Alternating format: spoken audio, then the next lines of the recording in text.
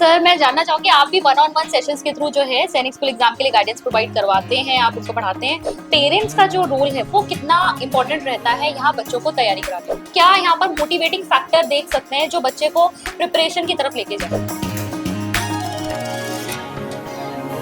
Hello everyone, welcome to Achievers defence.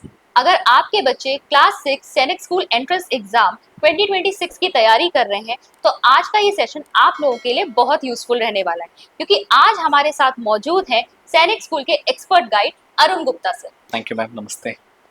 Okay, तो सबसे पहले हम अरुण गुप्ता सर से जानेंगे कि सर आपका जो सिलेक्शंस रहते हैं वो काफी हाई रहते हैं, तो यहाँ पर मैं जानना चाहूंगी कि आप क्या स्ट्रेटेजी यूज करते हैं कि आपका इतना अच्छा सक्सेस रेट है?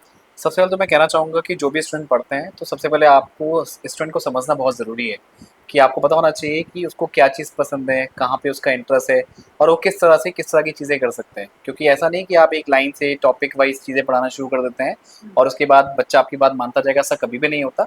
आपको उनको मोटिवेट करना होता है, उनकी बात समझनी होती है, सुननी होती है, उसके अकॉर्डिंग आपको उनको होमवर्क असाइन करना होता है और कुछ इस तरह से उनके साथ रिलेशन बनाना पड़ता है ताकि वो आपकी हर बात माने।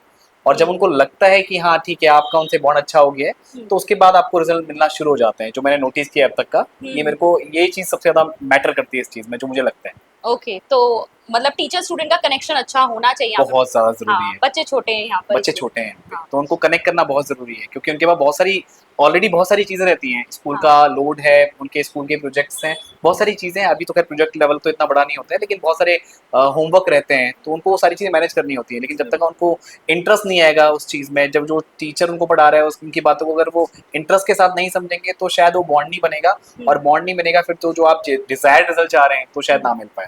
जी बिल्कुल, बहुत अच्छा सर आपने यहाँ पे बताया। मैं एक बात जानना चाहूंगी, जैसे इस बार का जो हमारा सैनिक स्कूल एंट्रेंस एग्जाम था वो लेट हुआ था, इस बार आपका अप्रैल में चला गया था, और जनरली एग्जाम आपका होता है जनवरी फर्स्ट वीक में होता है, फर्स्ट वीक के संडे में, राइट? फर्स्ट वीक के संडे में हो जाता है। तो सर अगर बच्चे स्टार्ट कर रहे हैं इसकी प्रिपरेशन इस एग्जाम की, तो उन्हें कब से स्टार्ट करनी चाहिए? देखिए मैम, जैसे कि आपको पता है कि जब क्लास 5th में बच्चा होता है तभी इस एग्जाम को देता है और क्लास 6 में उसका एडमिशन होता है।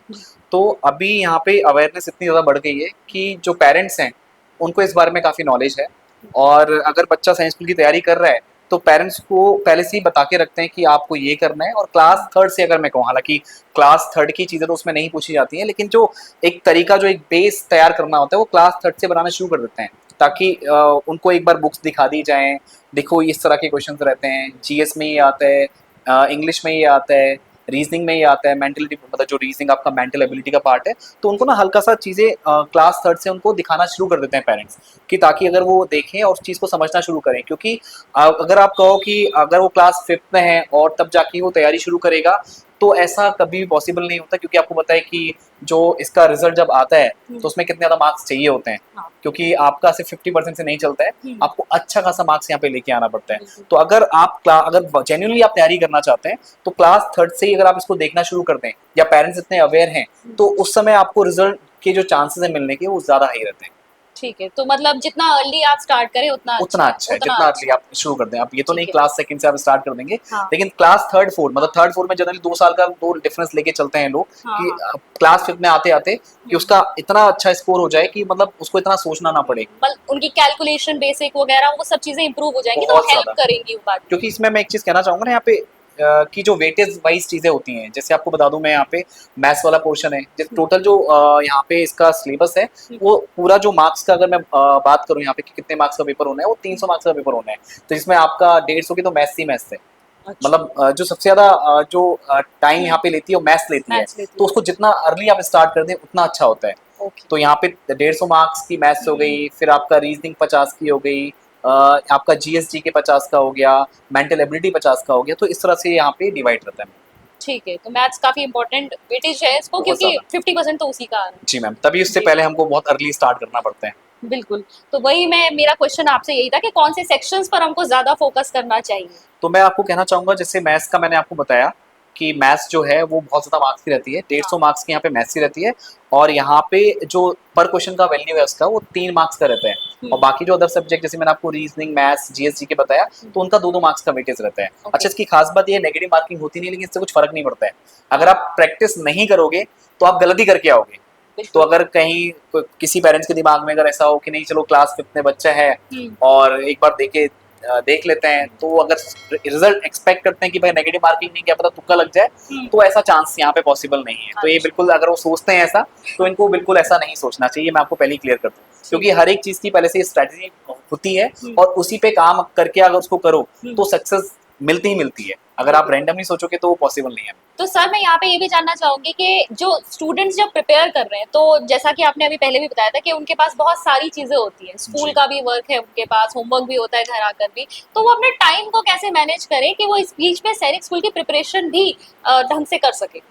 देखिए मैम, आपने बहुत अच्छा सवाल यहाँ पे किया है कि स्कूल का काफी लोड रहता है और स्कूल से आने के बाद बच्चा थोड़ा थक जाता है और उसको किसी भी चीज से कन्विंस करना बहुत ज्यादा टफ होता है। हाँ। तो जैसे मैंने आपसे स्टार्ट में ही बोला कि अगर बच्चे को, जैसे अगर बच्चा स्टार्ट करता है, जैसे पेरेंट्स भी बच्चे को अवेयर करते हैं कि भाई अब तुमको इस चीज के लिए प्रिपरेशन करनी है, तो बच्चे का वहाँ पे इंटरेस्ट आना अगर शुरू हो जाए तो थोड़ा सा ना उसको मजा आने लगता है। ऊपर से अगर टीचर का कनेक्शन बच्चे के साथ अच्छे से बन जाए तो बच्चा इंटरेस्ट के साथ करेगा चीजों को, तो वो टाइम वहाँ पे नहीं देखता है। तो अलग से एक्स्ट्रा टाइम जैसे स्कूल में भी निकाल लेता है कभी कभार, जब भी उसको फ्री टाइम मिलता है तो उन्हीं की बातें करता है, उस टाइप के कॉन्सेप्ट की बातें करता है, तो ये टाइम मैनेज आराम से हो जाता है। लेकिन उसका मतलब टीचर का और स्टूडेंट का बॉन्ड अच्छा हो तो ये उस पर बहुत ज्यादा डिपेंड करता है। हाँ, मतलब बच्चे का इंटरेस्ट आना जरूरी है कि बच्चे को बहुत ज्यादा जरूरी है, क्योंकि अगर आप नॉर्मली इसको करा रहे हैं रेगुलर प्रैक्टिस और उसका मन नहीं है, वो एक बेमन से कर रहे हैं, तो आपको ये पता है कि लास्ट में रिजल्ट उसको कैसा देना है।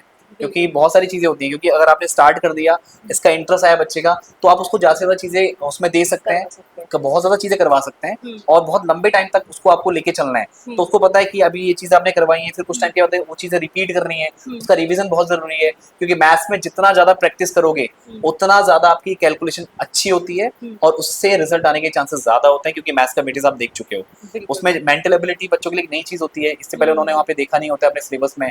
नॉर्मली जीएसजी की करते हैं, बाकी अदर चीजें करते हैं, तो मेंटल एबिलिटी वाला उनका जो पार्ट है बहुत कम रहता है। तो उसमें थोड़ा सा उनको ज्यादा ध्यान देना पड़ता है, क्योंकि एक तरह से मैथ्स ही है, एक तरह से रीजनिंग वाला पोर्शन तो मैथ्स की तरह होता है। तो उसको जितना आप जल्दी स्टार्ट कर दें, जैसे अगर मैं कहूँ ना कि 4 महीने में तैयारी हो जाएगी, ऐसा पॉसिबल नहीं है। 4 महीने आप तब कह सकते हैं जब आपने इसको एक बार देखा हुआ है, गो थ्रू किया है आपने उसको, और बीच में आप किसी कारणवश वो तैयारी नहीं कर पाए हैं, वो आपका छूट गया है, तो लास्ट के टाइम पे एज अ क्रैश कोर्स आप कर सकते हैं। लेकिन हाँ, अगर आपको बिल्कुल ढंग से तैयारी करनी है तो जितना अर्ली आप कर लें उतना आपके लिए अच्छा है। Okay sir. जी मैम। तो सर यहाँ पर बुक्स कौन सी रेफर करनी चाहिए स्टूडेंट्स को। तो बुक्स यहाँ पे मैम जैसे बहुत सारी बुक है, अगर मैं कहना चाहूँ आपको, उपकार की बुक है, अरिहंत की बुक है, रेडियंट की बुक है, और बाकी जो टीचर्स मतलब पढ़ाते हैं बच्चे को, तो खुद के नोट्स भी बनवाते हैं। अच्छा। तो बच्चा मतलब जो भी करे, जो भी फॉलो करे, या तो मेरे हिसाब से टीचर के नोट्स सबसे बेटर है, क्योंकि टीचर बताता है कि ये तरीका सबसे बेस्ट है इस क्वेश्चन को करने का। क्योंकि कभी कभार आप बुक्स देखोगे, अगर बुक्स के मेथड देखोगे तो कभी कभी लेंथी लगते हैं और कुछ मेथड तो बच्चा समझ भी नहीं पाता है। तो बेटर ये है कि अगर बुक फॉलो कर रहा है और किसी टीचर के गाइडेंस में बुक फॉलो कर रहा है तो वो सबसे बेस्ट चीज है। नहीं तो अगर आप नॉर्मली तैयारी करोगे, आप कोई सी बुक लेके कर सकते हो, हर एक बुक में आपको क्वेश्चन मिल जाएंगे। कभी कभार बुक्स में कुछ चीजें गलत भी छपी होती हैं या कुछ प्रिंटिंग मिस्टेक हो जाती है, तो उससे मतलब थोड़ा बच्चे के साथ प्रॉब्लम हो जाती है। तो अगर बच्चा कोई भी बुक फॉलो कर रहा है और किसी टीचर की गाइडेंस में बुक फॉलो कर रहा है तो उसके लिए ज्यादा अच्छा रहेगा। ओके सर, ठीक है। सर मैं और ये जानना चाहूंगी आपसे कि पेरेंट्स का जो रोल है वो कितना इम्पोर्टेंट रहता है यहाँ बच्चों को तैयारी कराने में। देखिए मैम, ऐसा होता है जब भी बच्चा तैयारी करता है ना, तो स्टार्टिंग में हो सकता है उसका मन हो या उसको मतलब चीजें समझने में टाइम लग रहा हो, तो पेरेंट्स का एक पॉजिटिव एटीट्यूड होना बहुत जरूरी है। ऐसा नहीं कि बच्चे को 2-4 दिन की क्लासेस हुई और उसको नहीं समझ में आ रहा है, उसका मजा नहीं आ रहा, तो पेरेंट्स अगर उसको डांटने लग जाए कि तुमसे तो नहीं हो रहा है, फिर कैसे करोगे, इसमें तो आगे बहुत सारी चीजें, ये पढ़ना है वो पढ़ना है। तो अगर आपको कोई होमवर्क भी देना है या टीचर को मतलब अगर टीचर जैसे जो स्टूडेंट की बॉन्डिंग रहती है, तो वो तो एक ठीक है, समझ में आता है, वो टीचर अपने हिसाब से टैकल करता है बच्चों को। लेकिन बाद में जब 1 घंटे भर की क्लास हो जाती है, 2-3 घंटा मतलब बच्चा टीचर के पास है, उसके बाद तो ज्यादातर पेरेंट के साथ ही टाइम मतलब स्पेंड करता है। तो उसमें जितना पेरेंट्स उसको पॉजिटिवली डील करें कि कोई बात नहीं बेटा, अभी नहीं हुआ, आप नेक्स्ट ट्राई करो, टीचर से पूछो, दोबारा पूछो, क्या पता आपको बाद में समझ में आए, तो उनको एक पॉजिटिव एटीट्यूड के साथ बच्चे के साथ डील करना होता है। आप बच्चे को डांट नहीं सकते। अगर जहां आपने डांटना शुरू किया तो बच्चा थोड़ा नेगेटिव हो जाता है, फिर वो चाह कर भी वो नई चीजें नहीं कर पाता है, तो उसका मन हट जाता है, तो वो हटाना नहीं है। तो टीचर को इस थोड़ा मतलब यहाँ पे पेरेंट्स को थोड़ा बच्चे के साथ एक पॉजिटिव एटीट्यूड रखना पड़ता है। माइंडसेट सही रखना जरूरी है, तभी प्रिपरेशन में मन लगेगा। करेक्ट। अच्छा, तो मेरा अगला क्वेश्चन इसी से जुड़ा हुआ था कि बच्चा जो है क्योंकि छोटा है एक तो वैसे तो आपने कहा इंटरेस्ट होना चाहिए, बच्चे का इंटरेस्ट बनाए तभी वो आगे तक जो है उसको कर पाएगा। फिर भी हम क्या यहाँ पर मोटिवेटिंग फैक्टर देख सकते हैं जो बच्चे को प्रिपरेशन की तरफ लेके जाए। इसमें जैसे आप कुछ चीजें नोट कर सकते हैं, जैसे मैं आपको बताया ना, वेटेज के ऊपर बात बताई मैंने आपको, जैसे मैथ्स का वेटेज ज्यादा है, और मैंने काफी अभी तक नोटिस किया है कि जो भी बच्चे सैनिक स्कूल का एग्जाम निकालते हैं मैथ्स में काफी अच्छे होते हैं पहले से ही। तो अगर वो तैयारी कर रहे हैं तो आप मैथ्स में उनको इस तरह से डील कीजिए, उनका इतना इंटरेस्ट जगाइए, क्योंकि वो जो क्वेश्चंस करेंगे वो ऐसे क्वेश्चंस हैं, उनका लेवल थोड़ा सा 5th के क्वेश्चन से ऊपर होता है। अच्छा। तो उसमें उनको अगर मजा आने लगता है ना, तो वो अपने स्कूल की चीजें बहुत आराम से कर लेते हैं, तो उनको ना वो लोड लगता ही नहीं है। तो जब उनको वो लोड लगेगा नहीं, उसके एक्स्ट्रा चीजें वो डिस्कस करेंगे, एक्स्ट्रा वो थोड़ा मेहनत करेंगे। जैसे अगर मैथ्स में कुछ टॉपिक की बात करूं, जैसे स्क्वायर एंड स्क्वायर रूट है, तो उनको अगर स्क्वायर के साथ मजा आने लग गया, क्यूब के साथ मजा आना, क्यूब तो खैर थोड़ा बहुत बात की बात हो जाती है, तो अगर स्क्वायर के साथ उनको मजा आने लग गया, और जो उसमें थोड़ा इंटरेस्टिंग टॉपिक है, रीजनिंग के टॉपिक है, जो मेंटल एबिलिटी के क्वेश्चन हैं, जिसमें काफी वाकई मजा आता है, तो अगर उसने उसका एक मतलब एक क्या कह सकते हैं आप, उसका अगर उसने टोन पकड़ लिया या उसमें थोड़ा स्पीड अप कर लिया, तो उसके बाद तो आप लास्ट तक उसको रोक सकते हो। बीच में टीचर समझते जाते हैं, जैसे बच्चे की 1 महीने की क्लास हुई या 2 महीने की क्लास हुई, तो टीचर समझ जाते हैं कि बच्चे को कितना मजा आ रहा है, कितना नहीं आ रहा है। तो पेरेंट के साथ बात करके या कैसे उस बच्चे को लाइन पे लाया जा सकता है, कैसे वो ट्रैक पे आए, तो वो बीच में पेरेंट्स के साथ मतलब बात करनी पड़ती है, मीटिंग्स होती हैं। मीटिंग्स के बाद वहाँ पे डिस्कस किया जाता है कि बच्चे में प्रॉब्लम कहाँ पे आ रहा है, या किस चीज पे ज्यादा फोकस करना है, या कौन से सब्जेक्ट में इंटरेस्ट ज्यादा आ रहा है, तो उसको पहले लो। उसके बाद उसको समझाओ कि आपको सारे सब्जेक्ट करने हैं, मैथ्स का वेटेज ज्यादा है, रीजनिंग का कम है, और जीएसजी के कम है। अगर उसको जीएसजी में इंटरेस्ट है, ठीक है, अच्छी बात है, लेकिन उसको समझाना पड़ेगा कि नहीं, आपको मैथ्स नहीं करोगे तो जीएसजी के नहीं होगा। तो जिस चीज में उसको मजा आ रहा है उस चीज को तो लेके चलना है, साथ ही साथ उसको वहाँ पे समझाना है कि आपको ये भी करना बहुत जरूरी है, अगर ये नहीं होगा तो आप लास्ट तक का उसमें आगे नहीं कर पाओगे, मार्क्स स्कोर नहीं कर पाओगे।